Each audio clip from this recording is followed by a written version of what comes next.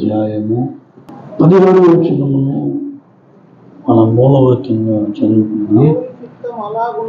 దేవుని చిత్తము అలాగున్న ఎడల కీడు చేసి శ్రమపడుట కంటే మేలు చేసి శ్రమపడుటే బహు మంచిది.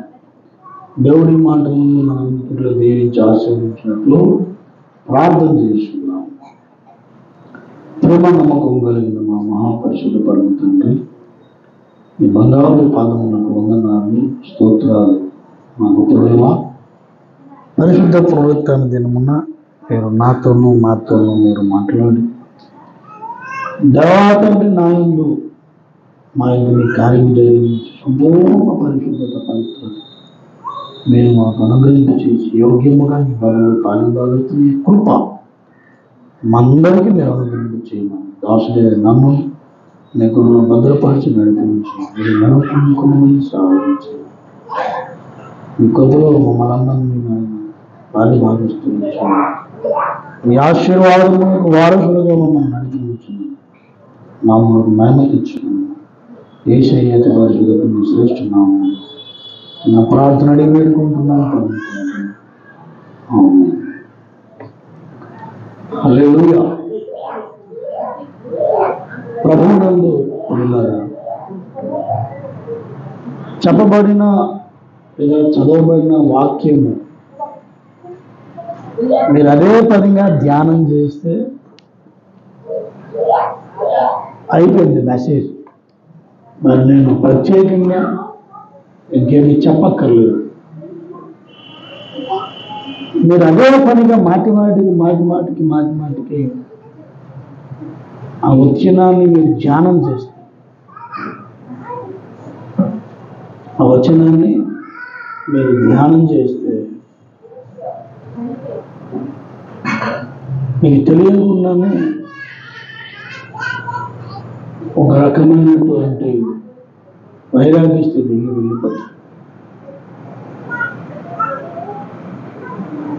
చాలాసార్లు మనకు ఇష్టమైనటువంటివి అప్రియమైన సత్యం, చేదు నిజం ఏంటంటే నిజం. శ్రమ పడడానికి ఎవరు ఇష్టపెట్టుకోరు. ఎవరు ఇష్టపెట్టుకోరు. కష్టం వస్తుందంటే కావాలని కష్టాలు పడాలని ఎవరు ఇష్టపెట్టుకోరు.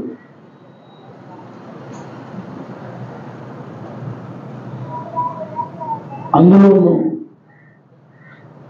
చాలాసార్లు మన అజ్ఞానం ఏంటంటే మేలు పొందుకోవాలని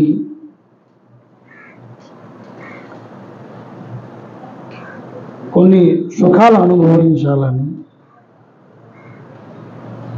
లోకాశులకు లోభానికి లోబడిపోయి కొన్నిసార్లు మనం శ్రమ అనుభవించవలసి వస్తుంది. ఇప్పుడు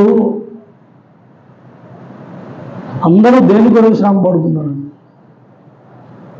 దేని కొరకు?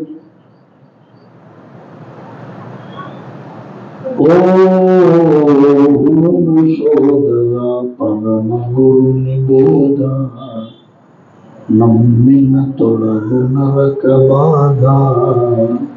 ఈ పాట క్యాసెట్లో ఎంతమంది ఉన్నారు? ఒకటే క్యాసెట్, అది ఒకటే పాట, పెద్ద పాట, ఒకటే సీడీ అప్పుడు ఉండేది. పరమగురుని బోధ విన్నారా? ఆ రోజులు ధన్యమని. 2020 ముందు ఏమండి గొప్ప ధన్యం ముందు, 2010కి ముందు ఇంకా చెప్పాలంటే నేను చిన్నప్పుడు 2007లో ఓపెన్ మినిస్ట్రీస్ అక్కడే నా రక్షణ అన్నీ అక్కడే. 2007 ఏమండి ఎన్ని సంవత్సరాలు అయింది? 18 సంవత్సరాలు అయింది. అదేనా? 2007లో ఎవరైనా పుట్టుంటే వాళ్ళకి ఇప్పుడు 18 సంవత్సరాలు. మీరింక పెద్దలు చిన్న ఎవరు 2007లో పుట్టినారు ఉన్నారు ఇక్కడ ఎవరు? ఇంకొంచెం వెనక్కి వెళ్తారు. 2003, 2005లో, 2004లో పుట్టినోడు ఉండొచ్చు. ఏదేమైనా ఆ పాట వినేటప్పుడు ఒక ఉపోద్ఘాతం చెప్తారు. ఆయన మనిషి బ్రతకడానికి ఏటేటి కావాలి, రోటీ కపడా ఔర్ మఖాన్ అని అంటారు. ఆయన రోటీ అంటే భోజనం, కపడా అంటే కపడా, ఒడియాలో కపడా వేసుకునే బట్టలు, మఖాన్ అంటే ఉండడానికి ఒక మనిషికి కావలసిన మినిమం అవసరతలు భోజనం, బట్టలు, ఒక షెల్టర్, అంతకుమించి ఏం కావాలా? ఈ మూడింటికి మించి మనిషి ప్రయాసం మొదలవుతుంది. అయితే బట్టలు దేనికి? తిండంటే ఆకలి. ఆకలి అనేది ఒక బాధ, తట్టుకోలేని బాధ. ఏమండి? క్షుద్బాధ, ఆకలి. మనకి, పిల్లలకి, ప్రతి జంతువుకి ఆకలి, భోజనం కావాలి. బట్టలు దేనికి? శరీరాన్ని కప్పుకోవడానికి. ఇల్లు దానికి? మనల్ని కప్పు ఉంచడానికి, సంరక్షణ కొరకు. ఈ మూడు ఆదాము ఉన్నాయా? ఈ మూడు ఆదాము ఉన్నాయా?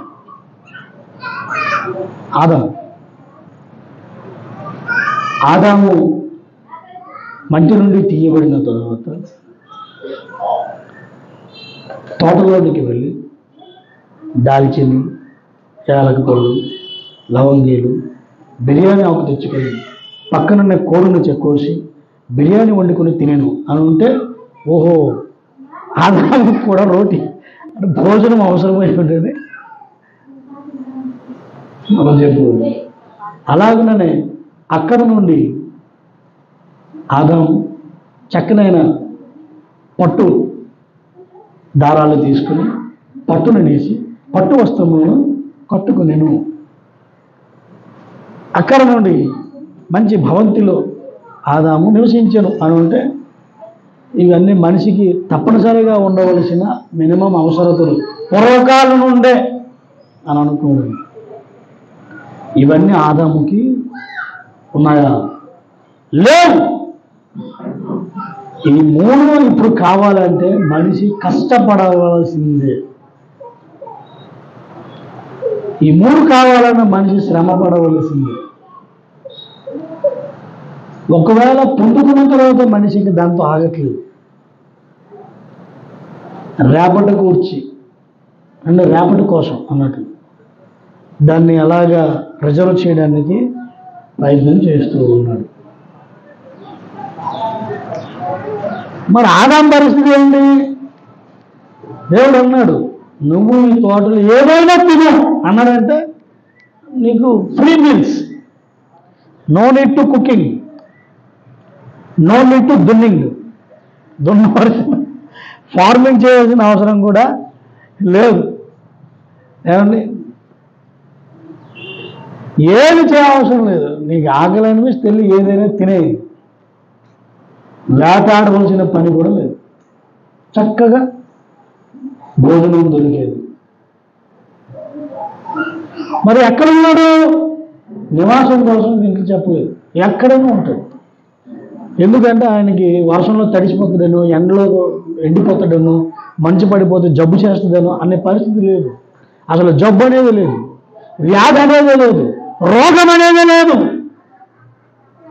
ఇంక తడిస్తే ఏంటి, నాటితే ఏంటి, ఎండితే ఏంటి, ఎలాంటి పరిస్థితులైనా తట్టుకునే శరీరం ఆదాము ఉంది. సో నో నీడ్ టు కపడా. ఒంటి మీదకే కపడా లేనప్పుడు మరి ఇంటి దేనికి? సో నో నీడ్ టు మకాన్. ఎప్పుడైతే మనిషి పాపం చేశాడో నీ నిమిత్తము నేల శపించబడింది అని లేఖనం సెలవిస్తుంది.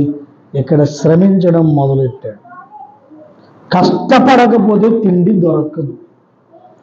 ఇంతకుముందు నీకు ఆకలేసిన ఆకలేకపోయినా సరదాగా ఏమండి బంగాళదుంప చిప్స్ తిన్నట్లు, కురుకురేలు తిన్నట్లు, ఊరకి నెల చిరుతిళ్ళు తిన్నట్లుగా అలాగే లేదో తింటుండేవాడు. పాపం చేసిన తర్వాత తప్పకుండా కష్టపడాల్సి వచ్చింది. వెలుగుత జరిగింది. ఏమంటే నిషిద్ధ కర్మాచరణయే పాపం అనే వేదం సెలవిచ్చినట్లుగా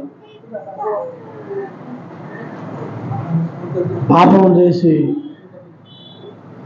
వెలివేయబడ్డాడు. వెలివేయబడిన తర్వాత ఇక శ్రమించడం మొదలెట్టాడు. ఇక అక్కడ ఉన్న సంస్కృతులు మొదలయ్యాయి. గుహల్లో ఉన్నట్లుగా, చెట్టు తొర్రల్లో ఉన్నట్లుగా.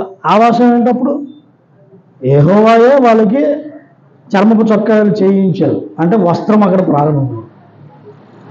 తర్వాత వాళ్ళు వెలివేయబడితే వాళ్ళే తొర్రల్లోనూ గుహల్లోనూ రాయి ఎవరి పనిచేసి సెట్ చేసుకుని లోహాలు తయారు చేసుకుని వారికి ఉండడానికి. ఎందుకు? ఇక తడిసిపోతే జ్వరం వస్తుంది. అప్పుడు జబ్బు లేదు.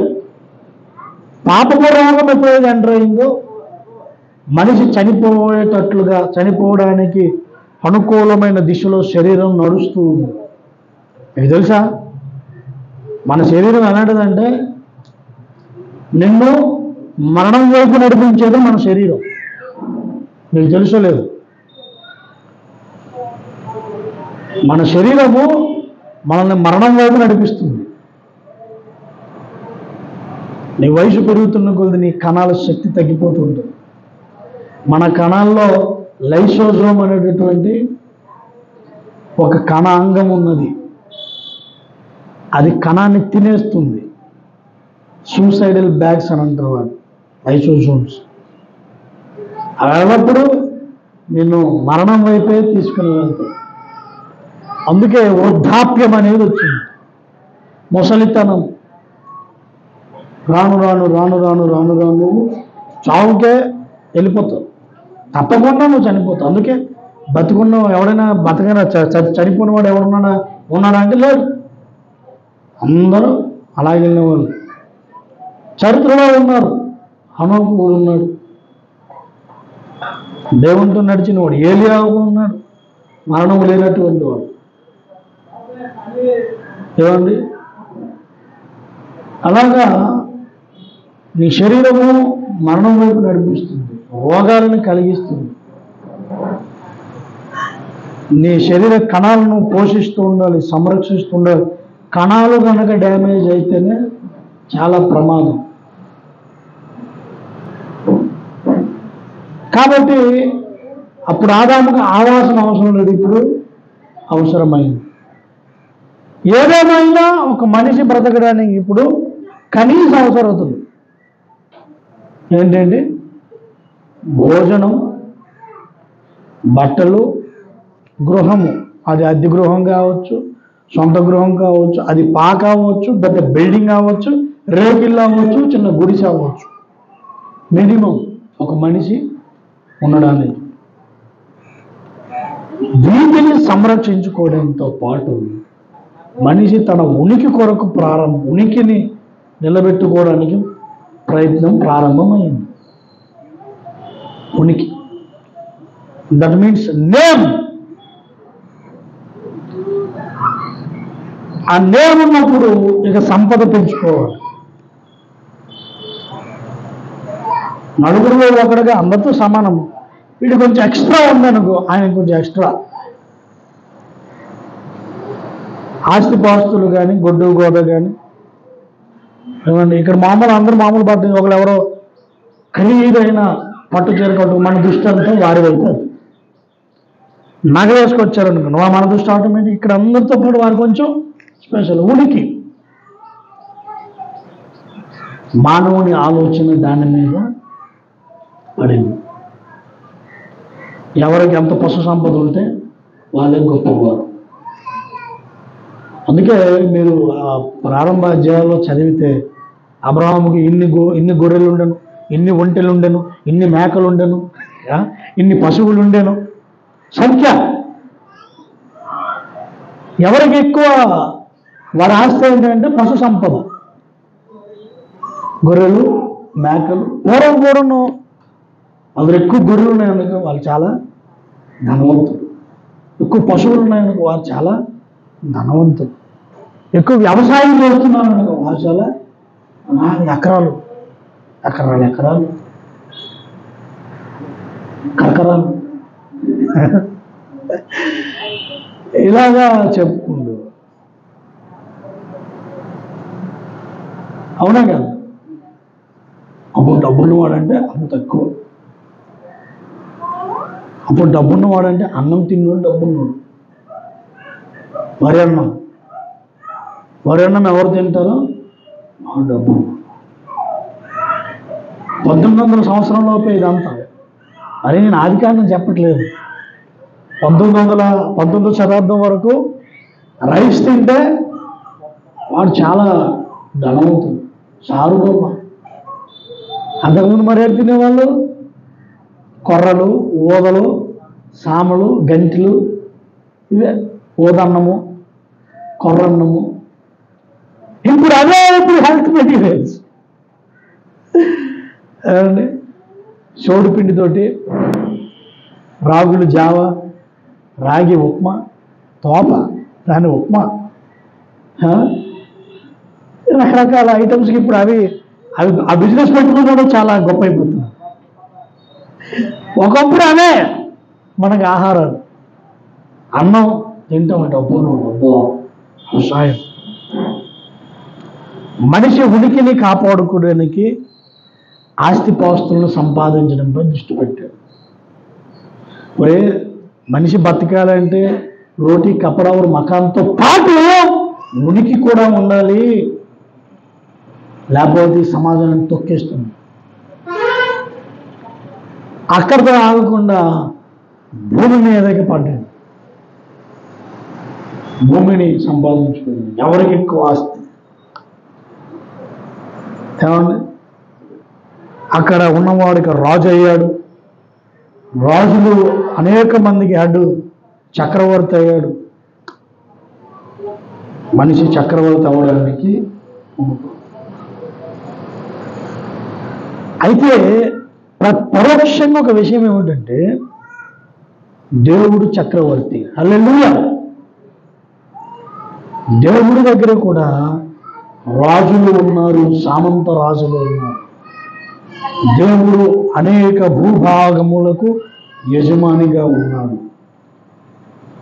అనేక గ్రహాలకు యజమానిగా ఉన్నాడు, విశ్వంలో ఉన్న ప్రతి గెలాక్సీకి ఆయన యజమానిగా ఉన్నాడు, రాజ్య వ్యవస్థ ఉన్నది అని చెప్పడానికి ఈ యొక్క లక్షణాన్ని దేవునికి అనుకూలంగా మానవులలో కార్యరూపం చేశాడు దేవుడు. హల్లెలూయా.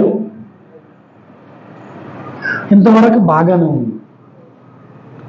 దీనితో ఊరుకోకుండా మనిషి ఇంకా వ్యక్తిగత ఉనికి కొరకు మరలా ప్రయాసపడడం మొదలెట్టాడు.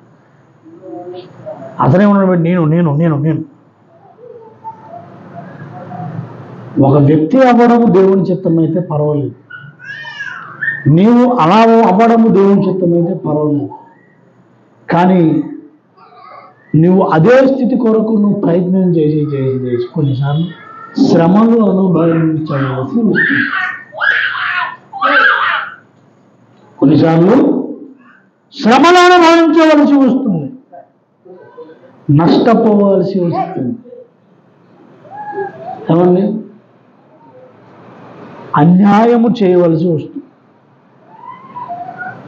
ధనము సంపాదించుకోవాలని, ఆస్తిపాస్తులు సంపాదించుకోవాలని, ఉనికి కాపాడుకోవాలని అన్యాయం చేయవలసిన పరిస్థితులు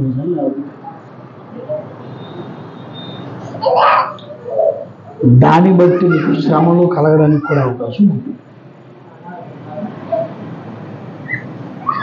దాన్ని బట్టి నీకు శత్రువులు కూడా తయారవుతారు. మరలా అదే వ్యక్తి అంటాడు, నేను చాలా న్యాయంగా ఉంటున్నాను, అందుకే నాకు శత్రువులు అని అంట. అసలు ఏది న్యాయము ఏది అన్యాయం తెలియకుండా సైతాన్ గారు కల్తీ సిస్టం సమాజంలో ప్రవేశపెట్టి, నిజంగా న్యాయవంతుడు కూడా అదే ఘోష, అన్యాయం చేస్తున్నాడు అదే ఘోష. ఏమండి చూడండి, ఇప్పుడు దెబ్బలాడుతున్నాను, దేవుడికి అన్నీ తెలుసని ఒకడంటే, అవతల అవును దేవుడికి అన్నీ తెలుసుకున్నా అంటే, దేవుడికి ఏం తెలుసు? ఇద్దరిలో ఎవడు న్యాయవంతుడు దేవుడికే తెలుసు. కానీ అన్యాయస్తుడు కూడాను దేవుడికి అన్నీ తెలుసు అన్యాయస్తుడు. అవునా కాదా? అంటే ఇప్పుడు ఎలా జరుగుతుంది? కాలానుగుణంగా జరుగుతున్న పరిస్థితులను బట్టి దేవుడి న్యాయం తెలుస్తాడు. హల్లెలూయా. అందుకే పేతురు భక్తుడు ఒక మాట అన్నాడు, కల్తీ సమాజంలో ఉన్నాం మనం. మన మీద అన్యాయమైన నిందలేసి, మన మీద అక్రమమైనటువంటి కేసులు పెట్టి నిందలేసి, మనం చెడ్డోలుగా చిత్రీకరించి అవమాన పాలు చేస్తున్న సమాజం ఒకటి ఉన్నది. అది ఎవరైనా కావచ్చు, అది క్రీస్తు సమాజం కావచ్చు, క్రీస్తువేతర సమాజం కావచ్చు. అలా వేసినప్పుడు మీరు బాధపడకండి అన్నాడు పేతురు. ఎందుకంటే అప్పుడు మూలవాక్యం ఇప్పుడు ఏమని,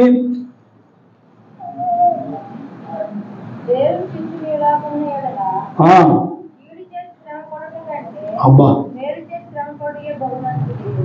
కీడు చేసి శ్రమ పడుట కంటే మేలు చేసి శ్రమ పడితే బహు మంచిది. కీడు చేసినందుకు మనకు శ్రమ కలగవచ్చు, అది పెద్ద లెక్కలోకి రాదు. నువ్వు కీడు చేసావు కాబట్టి శ్రమ వచ్చింది. ఏంటి శ్రమ, ఏంటి బాధ? కీడు చేసి వచ్చి, కానీ నువ్వు మేలు చేసి, నువ్వు మేలు చేసి ఆపదలో ఉన్నప్పుడు దేవుని ప్రేమను బట్టి నువ్వు ఆదుకొని వారికి సహాయం చేసి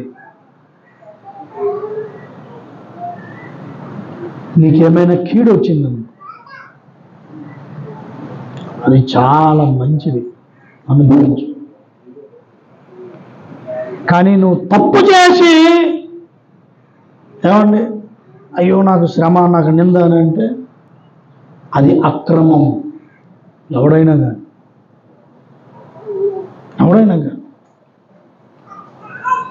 మనకు ఎవరైనా మేలు చేస్తే తిరిగి మనము ప్రతి మేలు చేయడానికి ప్రయత్నం చేయాల.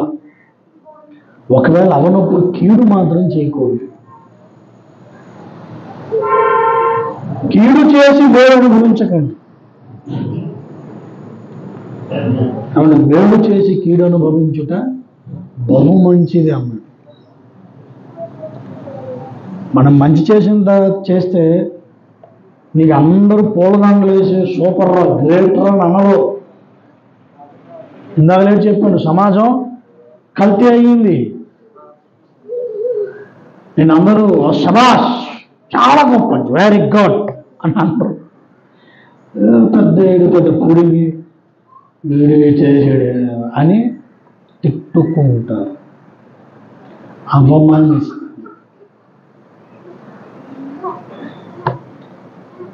బహు మంచిది. ఎందుకు తెలుసా? కొన్నిసార్లు భూమి మీద మనం చేసిన మేలుకు ఏమండి తిరిగి మేలు దేవుడు అనుగ్రహించాడు.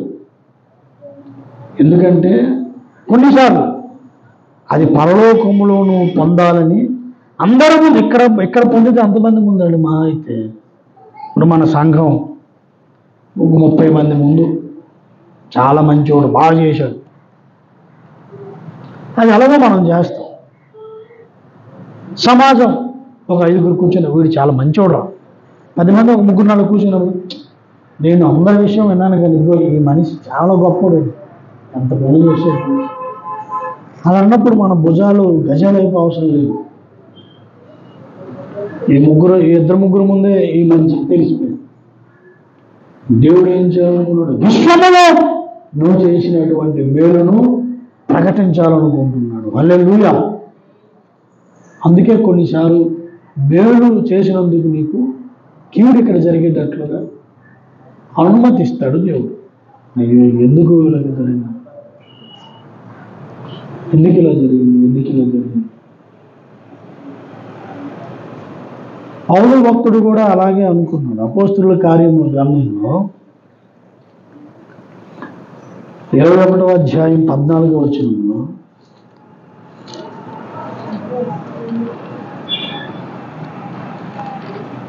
అతడు ఒప్పుకొనందున మేము ప్రభువు చిత్తము జరుగును గాకని ఊరకుంటున్నాం.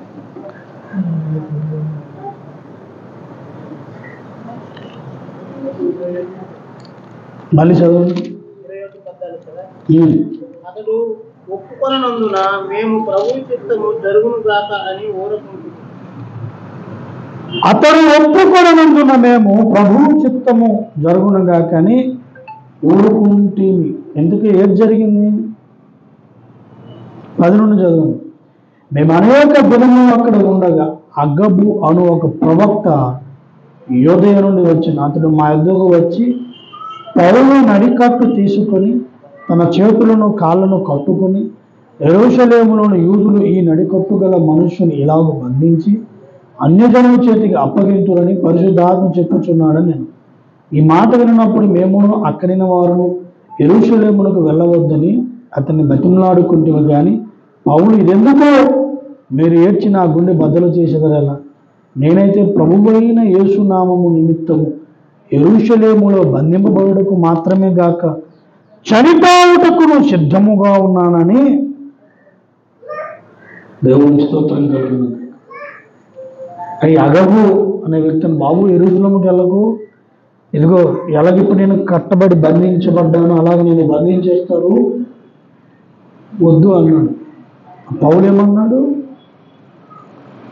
బంధించబడుటకు మాత్రమే కాక చనిపోవుటకు ప్రభువైన యేసు నామము నిమిత్తం సిద్ధమన్నాడు. అంటే ఎంతటి కీడునైనా సహించడానికి నేను సిద్ధం, యేసు నామము నిమిత్తం. అసలు యేసు నామము నిమిత్తం అంటే ఏంటి? యేసు పని అంటే అసలు ఏంటి? మన అయ్యగారు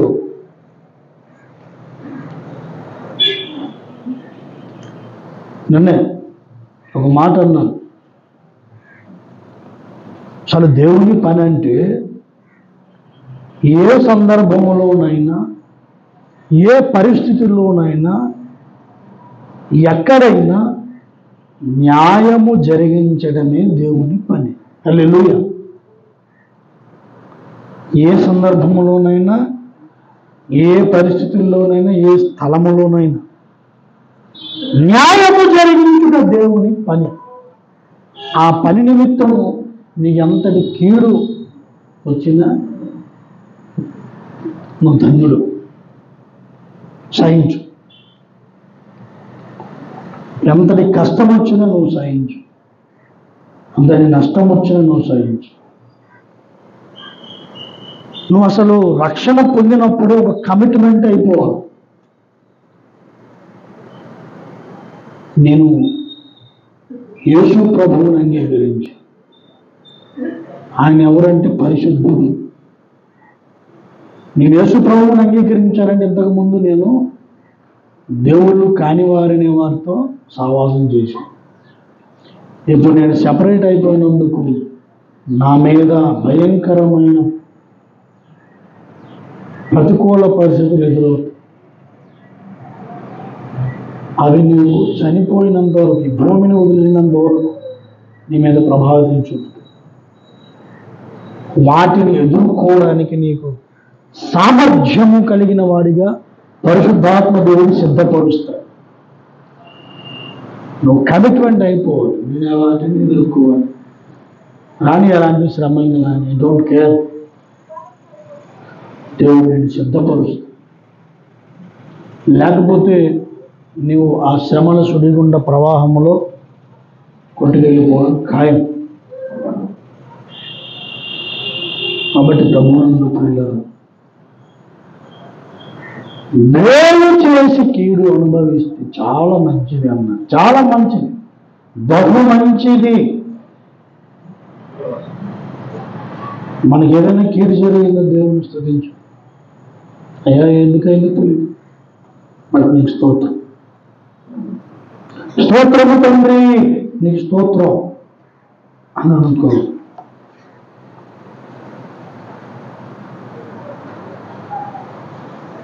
కాబట్టి ప్రభువునందు ప్రియులారా,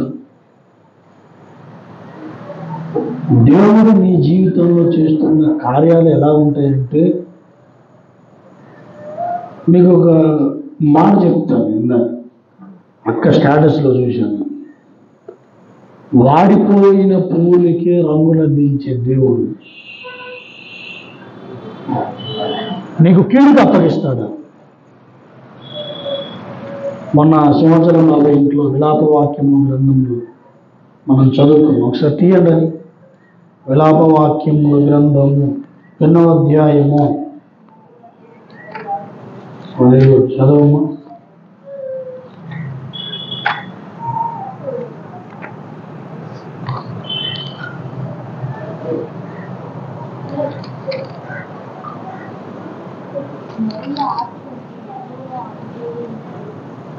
నరుని ఆశ కలిగి యెహోవాను గురించి రక్షణ కొరకు ఓపికతో కనిపెట్టుట.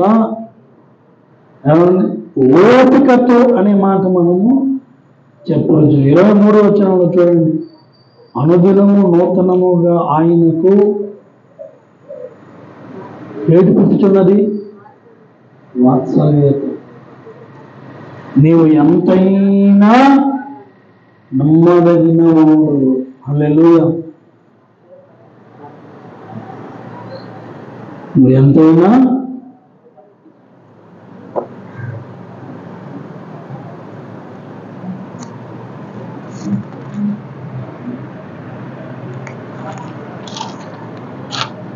ఇరవై 37వ వచనంలో చూడండి, మీకు అవసరమైన మాట. ప్రభువు సెలవు లేనిదే మాట ఇచ్చి నెరవేర్చగలవాడు. ఏమండి,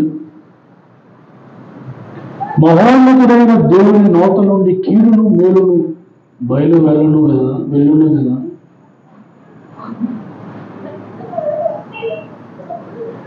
హల్లెలూయా.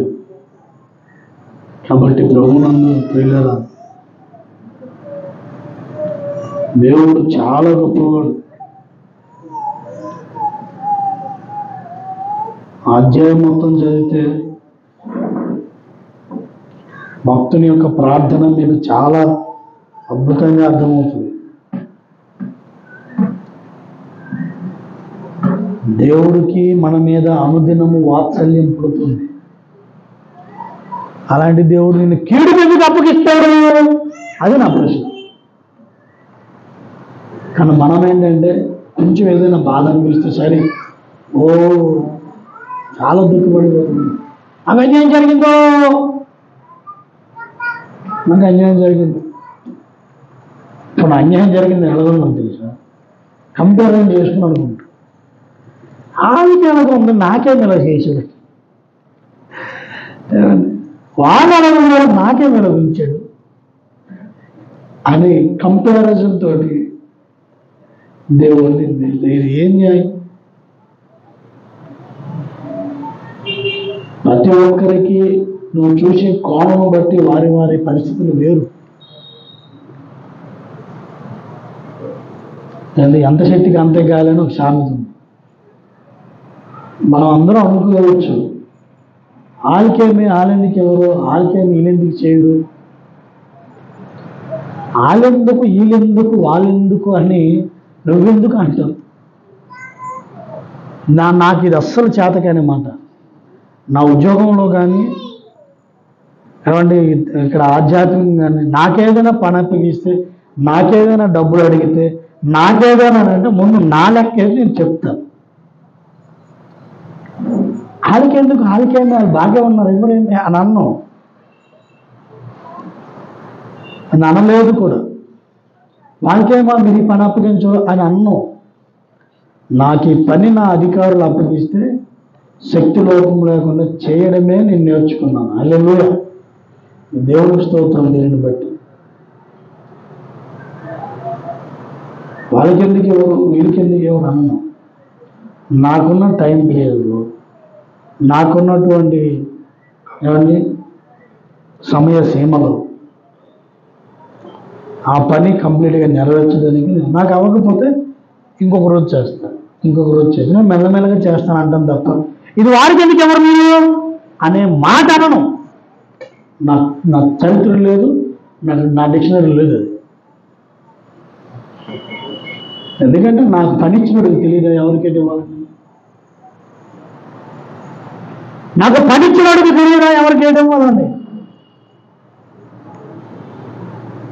నాకు పనిచ్చింది నా దేవుడు. హల్లెలూయా. ఆయన నాకు ఈ పని అప్పగిస్తే ఆ పని నేను చేయాలి.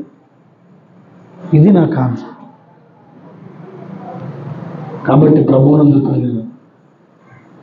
వాళ్ళకి వీళ్ళకి ఏటిచ్చా వాళ్ళకి ఏటిచ్చా వాళ్ళు మనలో ఎప్పుడు మొదలవుతుందంటే పక్క కంపారిజన్ చేసినాం.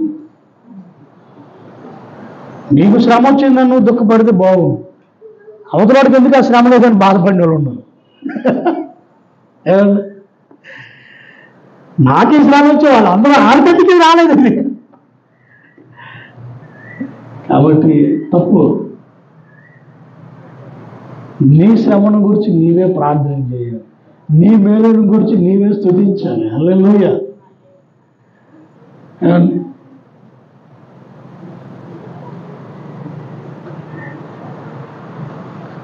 లోకంలో ఎవరే తినట్లేదా స్వీట్లు హాట్లు, నాకే షుగర్ రావాలా అంటే అర్థమేంటి? నా ఒక్కదానికి ఇచ్చావు, నా ఒక్కడికి ఇచ్చావు, వాళ్ళందరూ తింటే వాళ్ళందరూ షుగర్ ఎందుకు ఇవ్వు అని. నీకేదైందో అది బట్టి అయ్యా ఈ షుగర్ తగ్గించు, ఈ బీపీ తగ్గించు, ఈ రోగం తగ్గించు నీకు నీవు అడగాలి. అల్లాడికి లేదా నువ్వు బాధపడిపోతుంటే ఇక దేవుడు అది ఏ ప్రార్థన అది? అవునా కదా? చాలాసార్లు ఇలాంటి ప్రార్థనలు మన నోటి వచ్చినాయి. ఇవి సుంకరి ప్రార్థనలు. ఏమండి అతగాడు అలాగే ప్రార్థన చేశాడు కదా, నేను ఆడలాగా కాదు, నేను ఈడ్లాగా కాదు, నేను కానుకలు ఇస్తున్నాను, కృతజ్ఞత కానుకలు ఇస్తున్నాను, దశం భాగాలు ఇస్తున్నాను, నేను సోపులోను దాంట్లోను దీంట్లోను సగం సగం తీసేస్తున్నాను అని అంటాడు. కానీ ఆ పాపి ఏమంటాడు? ఆకాశము తట్టు కనులెత్తుడికైనా నాకు యోగ్యత లేదు అని చెప్పి ప్రార్థన చేశాడు.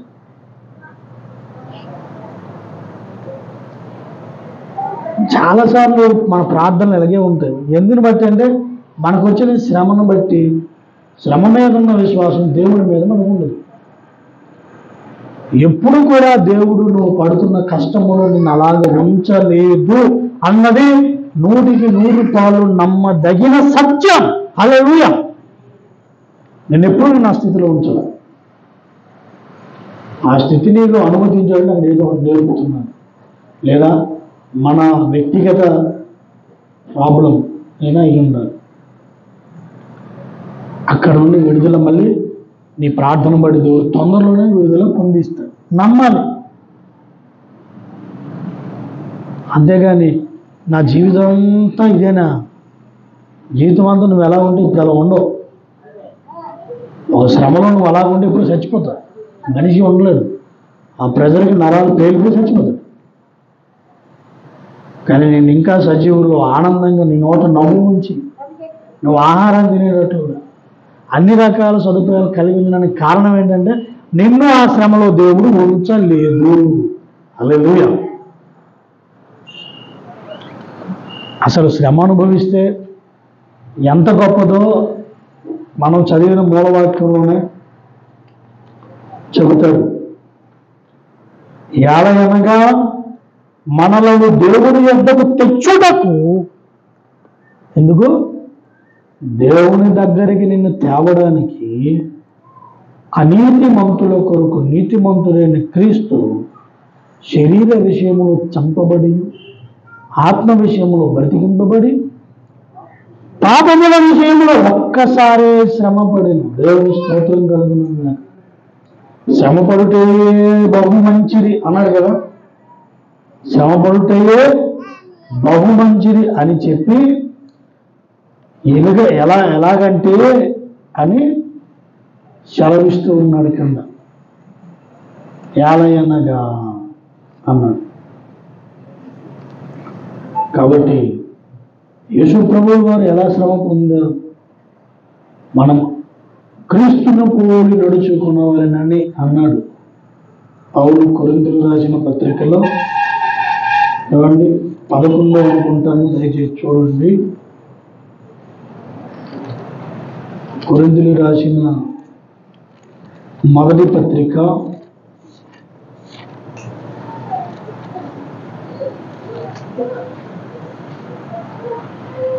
11. నేను క్రీస్తును పోలి నడుచుచున్న ప్రకారం మీరు నన్ను పోలి నడుచుకున్నది. దేవుడు కూడా శ్రమను అనుభవించాడు, పౌలు శ్రమ అనుభవించాడు, మనము శ్రమ అనుభవించడం మంచిది. ఎలాగా? మేలు చేసి. దయచేసి ఇది గమనించాలి. నువ్వు ఎవరితో చేసేసి ఎలాగో కీడు శ్రమ అనుభవిస్తే నేను శ్రమను అనుభవించేస్తున్నాను అంటే కుదరదు. మేలు చేసి, ఏమండి, ఒకవేళ శ్రమ నీకు కీడు కనుక కలిగితే మంచిది, బహు మంచిది అన్నాడు. బహు మంచిది. ఏమండి, ఇంకొక మాట కూడా ఉన్నాడు అపోస్తలుల కార్యముల్లో. మనము అనేక శ్రమలు అనుభవించి పరలోక రాజ్యములో ప్రవేశిస్తామట.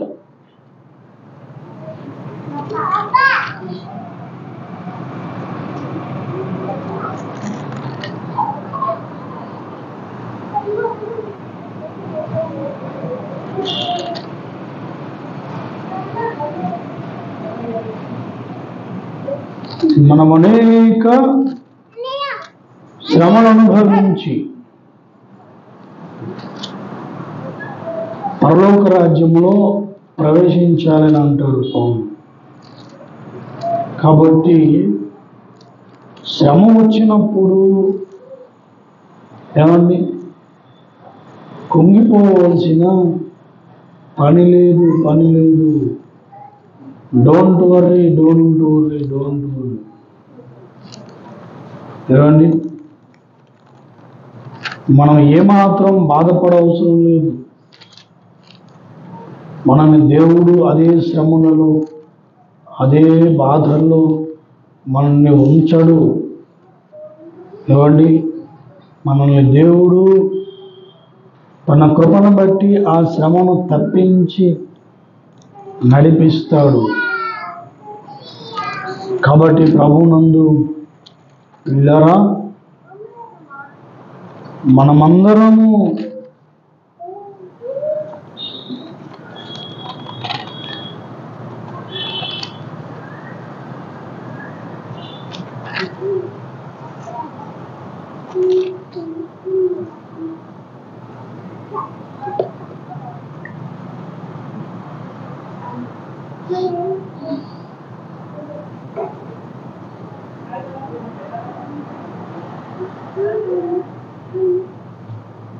శ్రమను అనుభవించాలి.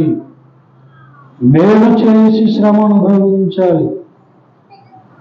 ఏమండి, అపోస్తుల కార్యములు 14వ అధ్యాయము 22. అపోస్తుల కార్యముల గ్రంథం 14. దృఢపరిచి విశ్వాసమును నిలకడగా ఉండవాలని అనేక శ్రమలను అనుభవించి మనము దేవుని రాజ్యములో ప్రవేశింపవలనని వారిని హెచ్చరించి అనేక శ్రమలను అనుభవించి.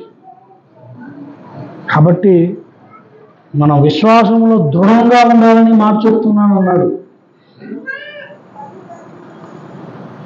మనము కూడా విశ్వాసాన్ని కోల్పోవద్దు. మేలు చేసినందుకు నీ మీద పూల వర్షం కురవదు. యేసు ప్రభు వారు ఏ అన్యాయం చేశారండి, ఆయన మీద రాళ్ల వర్షం కురిచింది. గుడ్డివారికి చూపివ్వడం తప్ప, కుంటివారికి నడకివ్వడం తప్ప, చచ్చిన వారిని లేపడం తప్ప, ఏమండి ఆహారముతో అలమటిస్తున్న వారికి ఆహారం పెట్టడం తప్ప ఏం తప్పు చేశాడని? రాళ్లతో కొట్టారు,